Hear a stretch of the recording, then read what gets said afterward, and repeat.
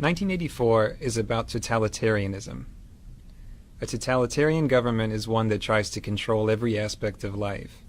How people spend every minute of their time, even in private, who they can associate with, what they're allowed to say. A totalitarian government even tries to control what people think and what they believe. George Orwell wrote 1984 in the late 1940s. What he knew about totalitarianism was based on the Soviet Union and Nazi Germany. Those governments had come into being not that long before, and they weren't very well understood yet. What Orwell was trying to do with 1984 was to give his readers a clear picture of what life would be like if a free country like England were under totalitarian rule. 1984 takes place in London. The London in the book is a depressing place. There's never enough to eat, the food's disgusting, there aren't enough clothes or shoes or anything to go around, and the city is pretty dilapidated, except for these giant pyramid-shaped government buildings that rise above the landscape. There's some sort of war going on, though no one really understands what it's about. Rockets frequently explode in the streets and blow people to bits. The worst part is that the government is always watching everything people do. There are these posters of Big Brother, who's supposedly the leader of the government, that say, "Big Brother is watching you." There are thought police who have hidden cameras and microphones literally everywhere. The government can watch you in your home, through your TV screen, and you're not allowed to turn your TV off, ever. There are a lot of things you're not allowed to do in this society, and if you do them, the police might take you away and throw you into a forced labor camp. You're not allowed to have close friends, you're not allowed to be in love, you can't date or have sex with someone you like. You're basically supposed to save all your emotional energy for the party being the government. Then there are things you have to do. You have to watch the government programming on TV, most of its news, some of its exercises. You have to attend pep rallies, including this one called the 2 Minutes Hate. So it's hard to even have time to think your own thoughts, because they're constantly filling your head with propaganda. The main character of 1984 is Winston Smith. He's 39, he has a job in the government, and he lives this horrible, dreary existence without any friends or anyone in his life. At the beginning of the book, he starts writing a diary to talk about how much he hates life in his society, even though writing a diary is one of those things you'd be killed for doing if you were caught. The diary is his place for thinking about his society. It's a place where he tries to imagine if life could possibly be different from the way it is. There's no way for him to know if things were ever different before, because the government has changed all the records of the past and rewritten all the history books. At the beginning of the novel, there are two other people who matter to Winston, and he doesn't even know either of them. One of them is Julia. Julia is this attractive young woman who works in the same building as him. She's some kind of mechanic. Winston basically hates her. He hates her because she's pretty and he can't have her, but he also thinks she's the sort of person who would turn him into the thought police. So he's afraid of her, but also sort of fascinated.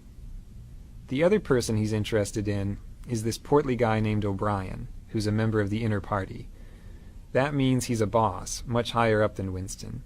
Winston should be afraid of this guy, but he gets the sense that O'Brien is intelligent, so he has this yearning to be friends with him.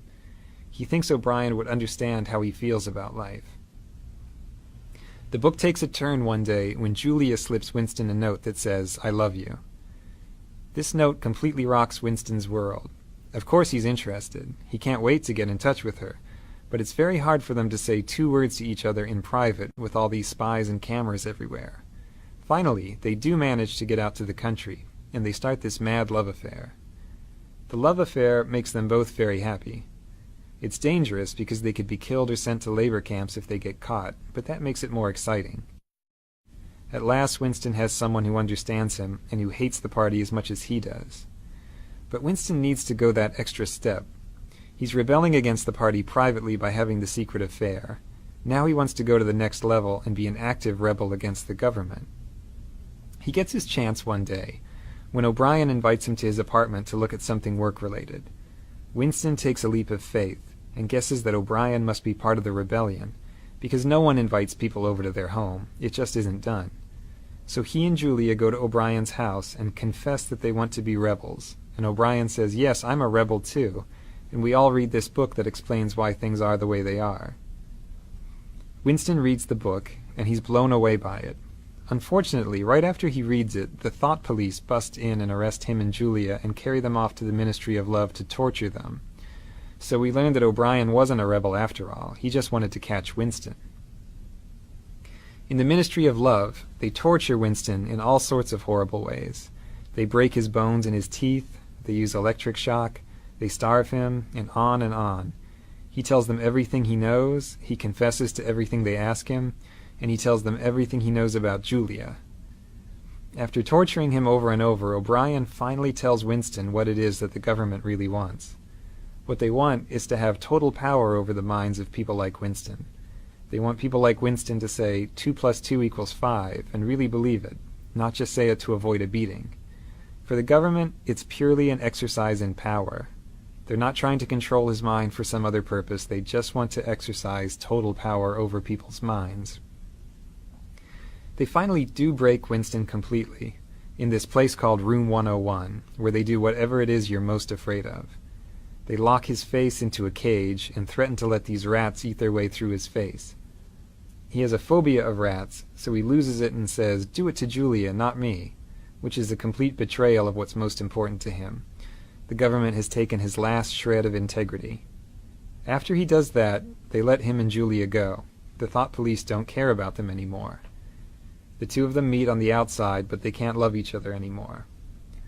Winston and Julia are basically broken people after they get out. Winston has changed to the point that he doesn't even want to think about anything that might be rebellious.